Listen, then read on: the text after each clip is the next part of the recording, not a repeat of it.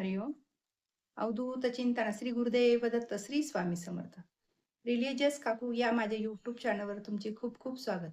श्री स्वामी समर्थ महाराजांच्या चरणी कोटी कोटी प्रणाम. आज आपण अशाच एका अनुभवाबद्दल बोलणार आहोत की जो प्रत्येकाच्या मनाला स्पर्श करणार आहे. कारण स्वतःचं घर हे फक्त चार भिंती आणि छप्पर नसतं, तर ते आपल्या आयुष्याचे स्वप्न असतं. आपल्या आईवडिलांचे कष्टाचे फळ असतं. आपल्या लेकरांच्या भविष्यासाठी सुरक्षित आश्रय असतो. आणि खरं सांगायचं तर किरायच्या घरात राहणाऱ्यालाच घराची खरी किंमत कळते. कारण महिन्याच्या पहिल्याच तारखेला किराया द्यायचा असतो. घरमालकाचे नियम पाळावे लागतात.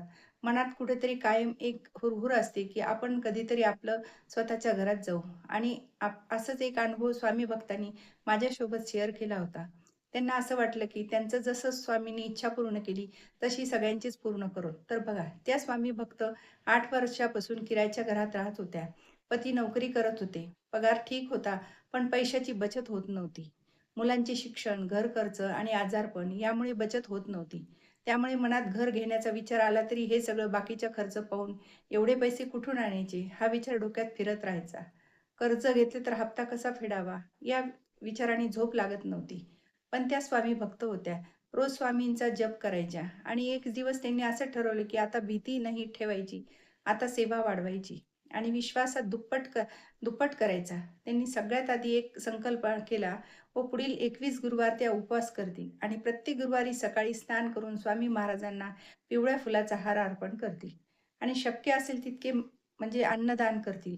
त्यांनी उपवास करायचा, स्वतःला त्रास न देता फलाहार घेत होत्या, पण मन मात्र पूर्ण श्रद्धेने जोडून ठेवले आणि प्रत्येक गुरुवारी त्या स्वामींच्या फोटोसमोर बसून स्पष्ट शब्दात म्हणायच्या, महाराज मला माझ्या परिश्रमाचे फळ द्या, माझ्या लेकरांसाठी छोटंसं घर द्या.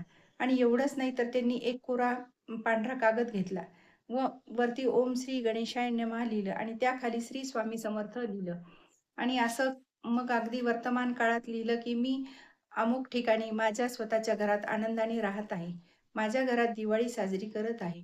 माझ्या देवघरात म्हणजे देवघर उजळत आहे. आणि तो कागद त्यांनी स्वामींच्या फोटो खाली ठेवला आणि रोज त्यावर हात ठेवून 108 वेळा जप करायच्या. श्री स्वामी समर्थ, श्री स्वामी समर्थ आणि ओम श्री स्वामी समर्थाय नमः. आणि त्यासोबतच एक मंत्र सुरू केला, तो असा, ओम अधिष्ठान देवाय नमः, ओम अधिष्ठान देवाय नमः. हा मंत्र त्या रोज 108 वेळा म्हणायच्या आणि हळूहळू त्यांच्या मनातील भीती कमी होत गेली. त्यांना घरच्या जाहिराती दिसायला लागल्या आपोआप. त्या जाहिराती महाग वाटत होत्या, पण त्या आता शक्य वाटू लागल्या. आणि अचानक त्यांच्या पतीच्या ऑफिसमधील एक नवीन प्रोजेक्ट सुरू झाला. त्यामुळे त्यांना बोनसही मिळाला आणि त्यांनी ती जमीन खरेदी केली.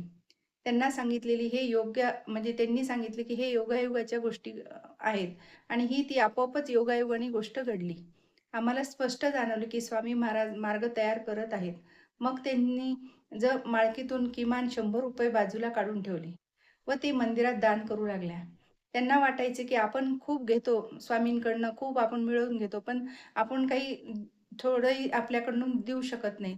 म्हणून त्यांनी एक असा संकल्प केला आणि तो त्यांच्या बचतीतून, मिळकतीतून ते ₹100 बाजूला ठेवून ते मग मंदिरात त्यांनी दान केले. आपण घेतो खूप आणि देतो कमी असा विचार येऊ लागला. म्हणून पण ते ₹100 त्या देत गेल्यामुळे त्यांचा तो विचारही कमी झाला. ज्या दिवशी त्यांनी पहिल्यांदा बांधकाम सुरू झालेलं पाहिलं, त्यावेळी त्यांच्या डोळ्यात अश्रू आले व ते म्हणाल्या, की "स्वामी हे तुम्हीच करू शकता.